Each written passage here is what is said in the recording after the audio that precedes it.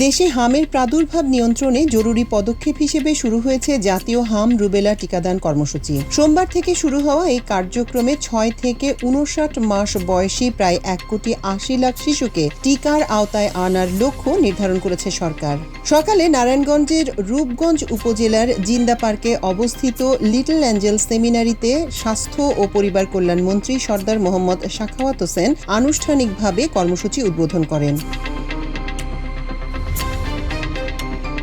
সাপ্তাহিক ছুটির দিন ছাড়া প্রতিদিন সকাল ৮টা থেকে দেশের সব স্থায়ী ও অস্থায়ী টিকাদান কেন্দ্রে এই টিকা দেওয়া হচ্ছে।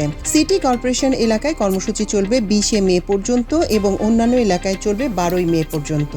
এর আগে ৫ এপ্রিল প্রথম ধাপে ১৮ জেলায় ৩০টি উপজেলায় টিকাদান শুরু হয়। এরপর ১২ এপ্রিল ঢাকা উত্তর ও দক্ষিণ সহ বরিশাল ও ময়মনসিংহ সিটি কর্পোরেশনের দ্বিতীয় ধাপ চালু হয়।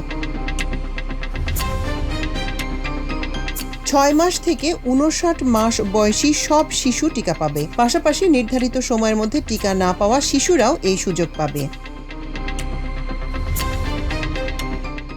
স্বাস্থ্য অধিদপ্তর কিছু ক্ষেত্রে সতর্কতা অবলম্বনের পরামর্শ দিয়ে জানায়, যেসব শিশুর জ্বর বা অসুস্থতা রয়েছে তাদের আপাতত টিকা দেয়া হবে না। এছাড়া যারা আগে টিকার প্রথম ডোজ নিয়েছে তাদের ক্ষেত্রে ৪ সপ্তাহ পূর্ণ না হলে দ্বিতীয় ডোজ দেওয়া থেকে বিরত থাকতে বলা হয়েছে।